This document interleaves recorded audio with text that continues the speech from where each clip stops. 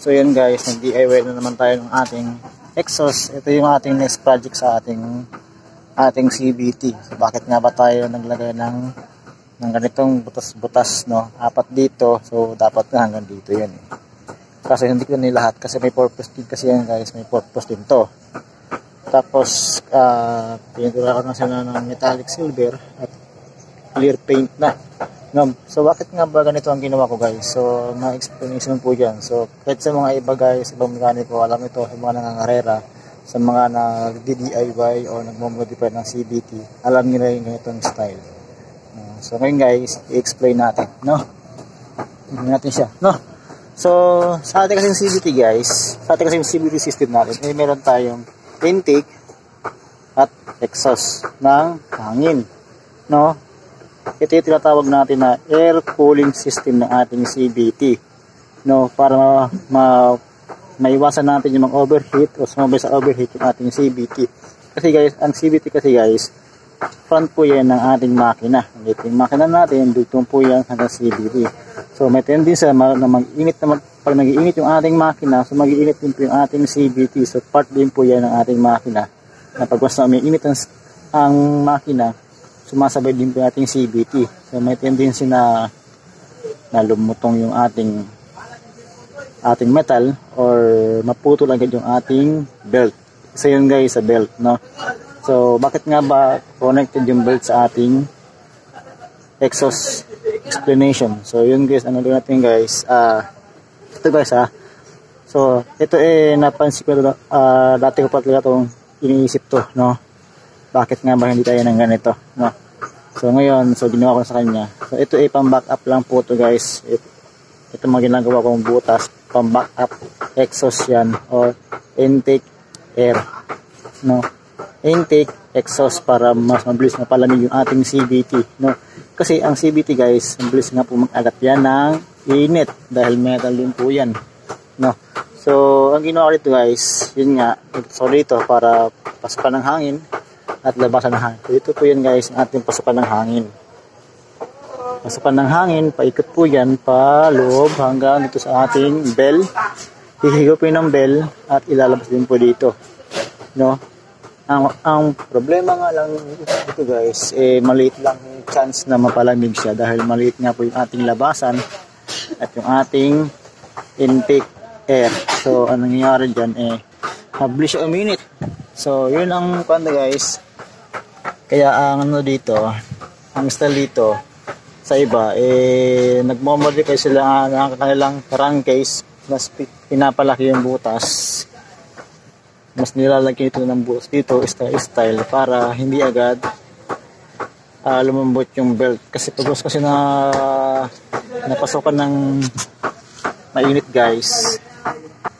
So yun nga guys, continue tayo kasi may dumaan. So nakat ko muna. So ito guys, so ang CVT kasi guys, front din po yan ng heat, no? Kung mapapansin niyo, may init siya pag gusto ng long drive tayo. So pag gusto ng long drive tayo, minsan mas lumalambot yung belt natin. Yung belt kasi natin is goma, no? Yung belt, no? So mapapansin niyo, pag gusto ng long drive kayo, mag-iiba yung performance niya, hindi gaya nung unang pinandar natin siya o pinatakbo natin siya. Katagalan lumalamya yung speed niya at yung arangkada kasi nga mainit na siya, lumalambot yung belt. Kaya minsan kahit nabago yung belt natin, kung lagi tayo nag-long drive at wala tayong proper na cooling system ng ating CVT, mabilis lumambot yung ating belt at nasisira agad, no? So kaya itong ginawa guys, kaya ang purpose nito para mabilis makahigop ng hangin at mapalabas yung hangin, no? Hindi lang dito, no? Kaya nga po guys, dito ito nilagay siya para for in case na may baha, hindi siya aabutin hanggang dito lang yung tubig, no? Hindi siya aabutin, no? Hindi siya mapuno. Kasi pag kasi na umulan, pag umulan naman dadaan lang siya guys, hindi siya nakasayad dito. Ayan, no? Pababa lang agad siya. So dapat nga meron din yun dito kasi di ko nilagyan. So, kasi pangit na. So yun guys, ang technique guys. Kaya meron tayong air cooling CVT system. Kaya meron siyang air cooling. Kung mapapansin nyo sa drive phase ninyo, meron siyang palikpik, di ba? So maraming tenga-tenga. Kasi yun po yung may higop na hangin sa yung CVT. Pag ganun, palabas. Pag ganun po siya guys. Ikot po yan. Palabas dito. No? Para mabilis makahigop ng hangin. So sa akin kasi, tinanggal ko na yung foam dito. Ang meron lang dito is screen na lang. So dito magmamanipulate ako dito na ng kondito. Kasi bagong screen. Nakapalan ko ng screen. Dadubli ko siya ng screen para hindi siya agad napasok ng dumi. So, yun ang pandon. At yun ang technique guys. So, pinturahan ko siya para mas maganda naman tingnan yung kanyang kulay. No? Kulay silver siya. Metallic silver po yan guys. Metallic silver. Kung tatanong ko ano pintura, ito po yan guys. Ito po ang kulay ng metallic silver. So, ang una niyan, hindi ko na tinanggal yung ano guys, yung unang pintura niya. No, so, nagdoble agad ako para kumapal. No, naglagay mo na ako ng primer gray. Primer gray yan guys. Mga boss. Tapos, pinatungan ko muna. Tapos, nilinisan ko muna siya ng tubig. No, para medyo mawala yung dumi-dumi. Tapos, pinatungan ko na primer gray. After 2 to 3 minutes, pinatungan ko na siya ng silver. Pero, pinapalan ko muna yung primer gray ko para hindi mag-iba ang kulay. So, mayroon pa siyang sobra. Pinatungan ko muna siya. Tapos, ito na. Metallic silver. So, wala akong makitang blue. So, mas, yun ako kasi yung aakma. Kasi pagkos kasi na itim pa rin kasi guys, medyo pangit na kasi. Hindi ko na type. Yun. So, inakma ko doon sa ating mags na metallic silver doon. Tapos, next is clear. Para mas makintab tingnan. Yan. Hindi lang siya metallic silver guys. Ito pag gusto ko nalagay yung metallic silver, meron na po siyang glossy. Pero dahil nga sa mga, yung parang mga kintab niya, so nagmumukha siyang silver talaga. Tapos, ito pa, clear. Clear. Ito po ang ating nilagay sa kanya. Yun lang guys, yung ating, so ito naman is bagay sa mga ganyang crankcase. Di siya agad umiinit, no? Kasi nahahanginan nga siya.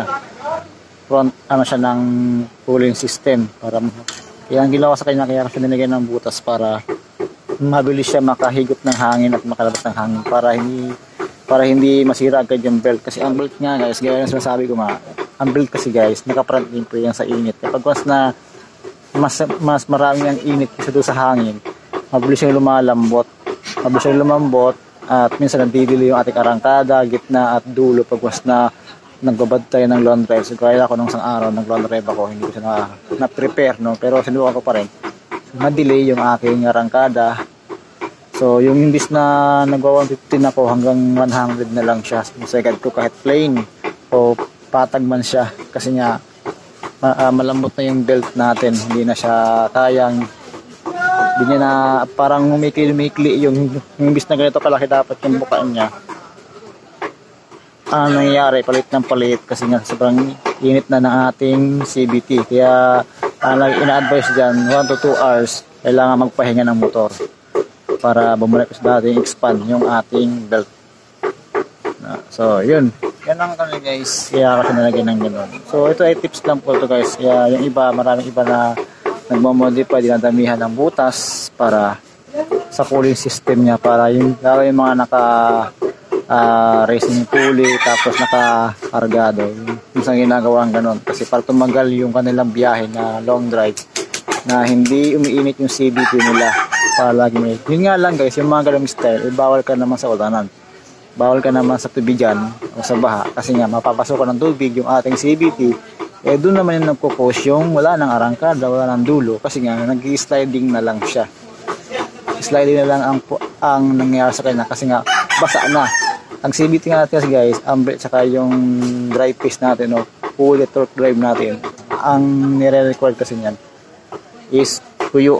Dapat hindi siya wet para mas kumapit yung belt, at dapat wala siyang nadadaan ng grasa o langis sa ating CVT kasi pag once na meron siyang nadadaan ng langis o grasa, minsan nag-sliding lang po yan guys. So yun natin nararamdaman na iya yung makina natin para no.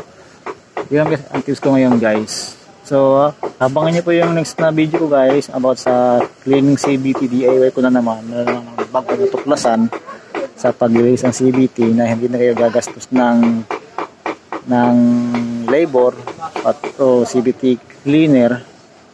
So ito lang, kaya lang gumawa guys, mas mai-enjoy nyo kasi yung paglilinis pag kayo ang gumagawa kaysa doon sa ipapagawa ninyo sa iba pero madi-delay yung performance. So pag gusto na ganito guys, satisfied pa rin kayo sa gawa ninyo. So kahit kayo lang guys, kaya nang gawin basta meron kayong mga tools, no, sa gaya ng ating itong tools guys. Yan impact, meron kayo nito pagtanggal ng nut ng drive phase ng torque drive, at syempre diba,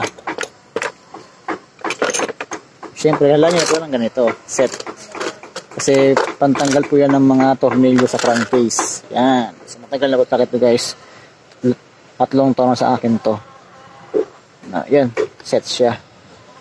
Ito kailangan nyo 8 at saka G's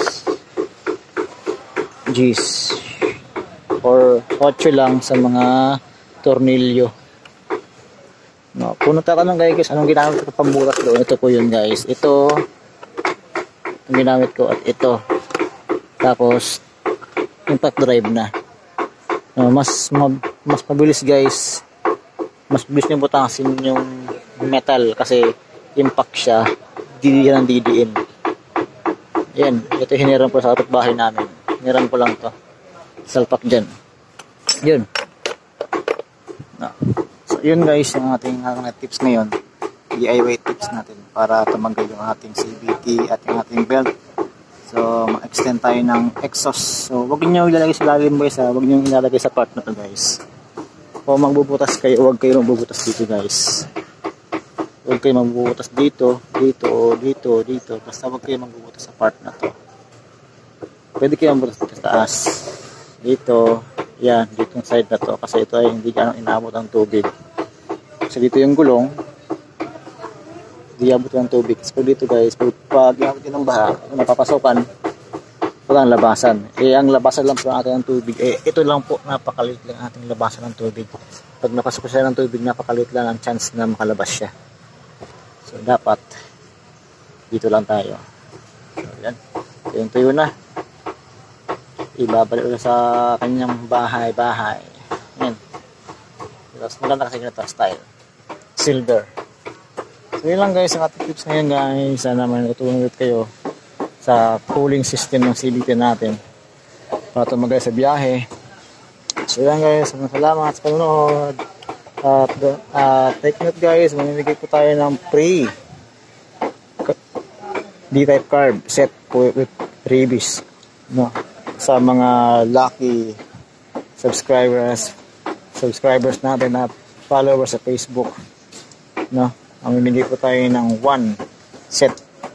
So ito tuloy-tuloy po natin yan guys hanggang sa dumami yung ating mga mabiyayaan ng ating D-type carb set with free installation sa mga malalapit gaya na NCR. So ako pa magiging install guys, kayo na bahala sa merienda. So yun lang guys, maraming salamat at sa ating lahat. God bless.